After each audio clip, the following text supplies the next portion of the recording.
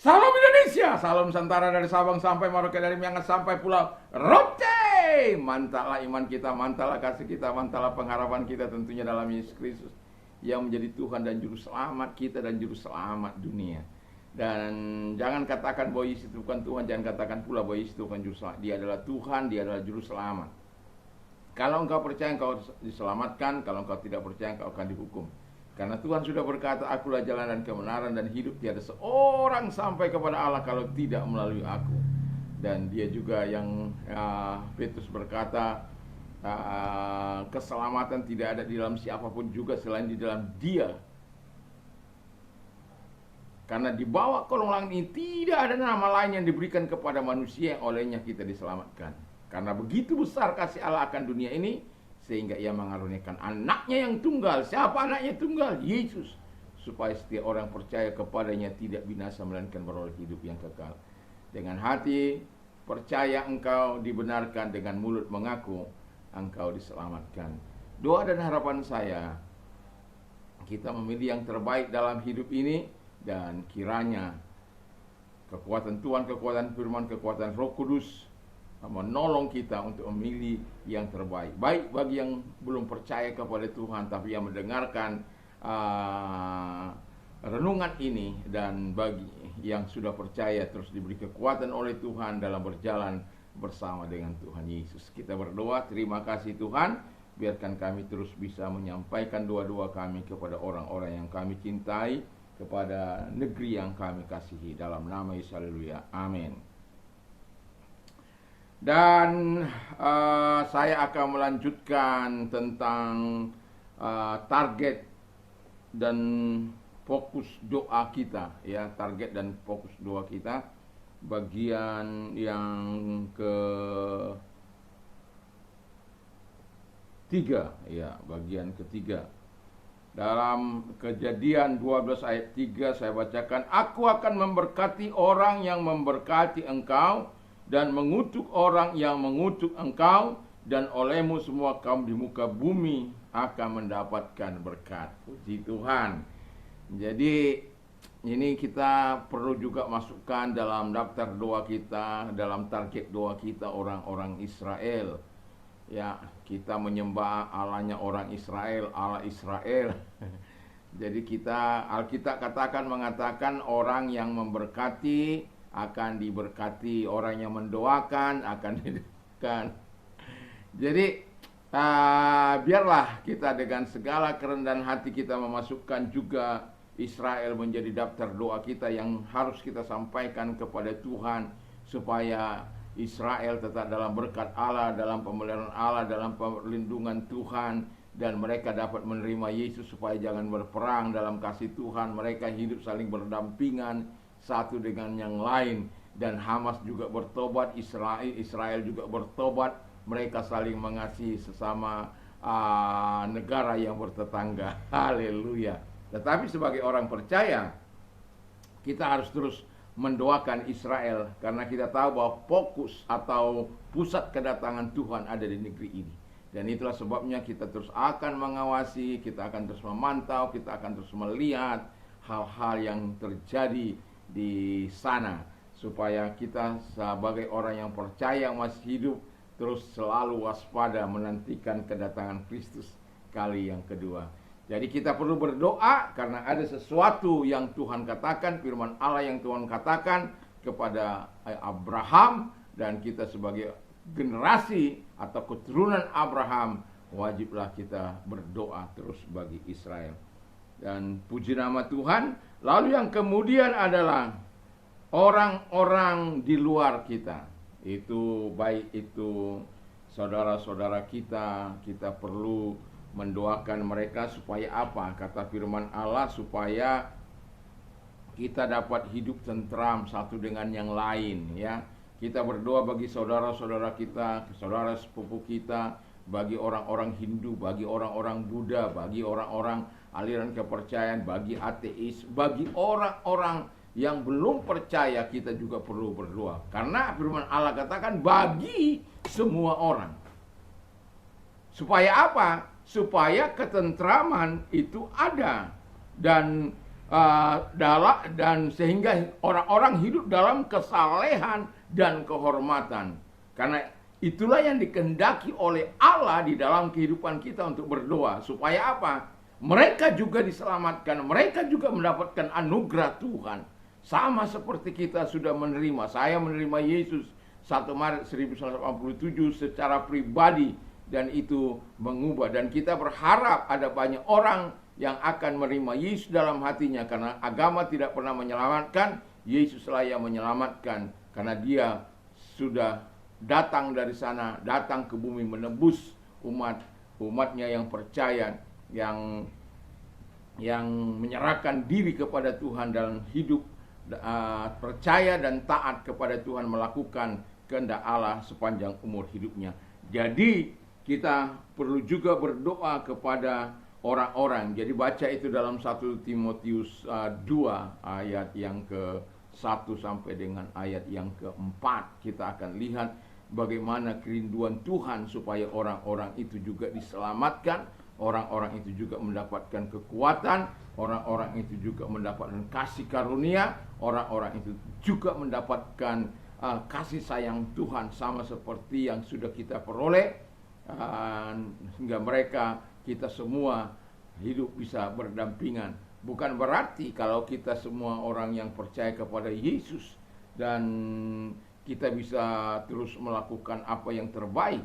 Kadang-kala orang percaya Yesus juga ada banyak orang yang tidak bertobat, dan kita juga perlu berdoa bagi mereka yang tidak bertobat itu. Jadi artinya mau saya katakan adalah orang-orang di luar kita, supaya apa? Ada toleransi, ada sabar antara sesama anak bangsa, saling mendukung, saling membangun, bukan saling menghancurkan karena kita berbeda. Bukan karena perbedaan itu kita angkat perbedaan itu menjadi sebuah permusuhan, bukan. Tetapi di dalam perbedaan itulah justru keindahan sebuah taman. Andai kita umpamakan saja seperti itu, di mana taman tidak terdiri dalam satu jenis tumbuh-tumbuhan, tetapi ada banyak jenis di situ. Ada bunga mawar, bunga melati, bunga-bungaan dan lain sebagainya.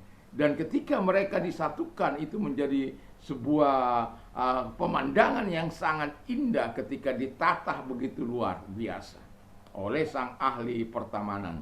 Dan demikian juga seperti kolak. Ya, seperti kolak itu ada ubi, ada gula, ada santan, ada kolang-kaling, ada apa itu lagi? Pisang. Dan ketika diolah menjadi kolak, dia tidak lagi dibilang ini ubi, ini pisang, ini kolang-kaling, ini mutiaranya, ini tidak, tapi disebut kolak. Dan rasa kolak itu enak, dan saya adalah penggemar kolak. Jadi maksudnya bahwa ketika kita berdoa kepada mereka ini, supaya Tuhan memberikan kepada mereka anugerah kebaikan dan kasih sayang Tuhan, dan kita hidup berdampingan, tidak lagi orang-orang yang intoleran yang kita lihat atas nama agama, menginjak-injak orang atas nama agama, mempersekusi orang atas nama agama, menghancurkan persaudaraan atas nama agama, melakukan penyiksaan, pembunuhan dan lain sebagainya atas nama agama. Dan itu sebabnya kenapa Yesus mengatakan mereka siapa yang melakukan itu, karena mereka tidak mengenal Bapa maupun Anak. Seandainya mereka mengenal Bapa maupun Anak, maka mereka akan hidup dalam ketentraman. Ini yang saya mau tekankan adalah hidup yang sungguh-sungguh mengenal Allah, di mana Allah tinggal dalam hidup mereka dan kita semua tinggal dalam Yesus. Sehingga yang kita lakukan adalah perintah Allah. Kasihi musuhmu, bahkan kata firman, doakan musuhmu dan berkati mereka, tolong mereka dan lain sebagainya.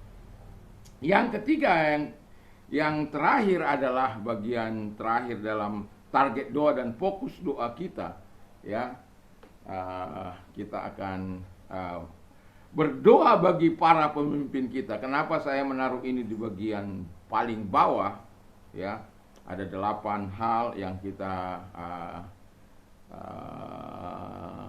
doakan, yang perlu kita fokus senantiasa berdoa dimanapun kita berada. Keluarga, lingkungan, tempat Anda bekerja, teman-teman, baik itu teman dahulu maupun teman sekarang, di marketplace, ada orang-orang kita, ada orang-orang yang, atau orang-orang kita itu maksud saya ada keluarga kita mungkin di situ, ada orang-orang yang bekerja yang kita kenal, perlu kita doakan, dan supaya di marketplace itu betul-betul dipakai Tuhan untuk memberkati banyak orang. Dan juga di yang ke-8 ini kita perlu doakan fokus kepada para pemimpin kita. Kalau kita di kota, mari kita doakan pemimpin di kota kita atau provinsi supaya lebih mengecil ya. Dan satu bangsa, presiden dan menteri, tentu itu menjadi bagian sehari-hari kita sebagai orang percaya untuk mendoakan para pemimpin kita. Karena ketika mereka memimpin, perlu energi kekuatan Tuhan untuk memberikan rasa adil, rasa aman kepada masyarakat. Dan kita tentu tidak menyukai kalau ada pemimpin-pemimpin yang tidak adil, pemimpin-pemimpin yang tidak intoleran, pemimpin-pemimpin kerdil, pemimpin-pemimpin yang tidak nasional, pemimpin-pemimpin yang hanya agamanya saja yang diperhatikan. Kita tentu tidak ingin pemimpin yang seperti itu. Kita ingin ada pemimpin-pemimpin yang betul-betul melakukan apa yang berkenan di hadapan Allah. Dan itulah sebabnya kita sebagai orang yang percaya, kita akan terus melakukan sesuatu terobosan yang benar-benar kita fokus pada target-target doa kita. Sekali lagi saya mau katakan, jangan pernah lupakan ketika kita berdoa kepada 8 hal ini. Keluarga kita, lingkungan kita, pastilah kita tinggal di lingkungan, di tempat Anda bekerja. Kalau Anda seorang pekerja, bagi teman-teman, pasti semua kita punya teman, baik yang muslim, baik yang Kristen, kita punya teman. Teman sekolah, teman kuliah, teman apalah, semualah ya didoakan. Kalau diingat namanya, sebutkan saja. Dan di marketplace, dan ini tempat yang paling strategis ya, di mana orang-orang bekerja, di mana orang-orang melakukan yang bisa melakukan hal-hal yang jahat, yang fatal, yang bisa merugikan bangsa dan negara. Dan kita perlu doakan sehingga pelaku-pelaku yang ada di marketplace ini adalah orang-orang jujur yang takut akan Tuhan.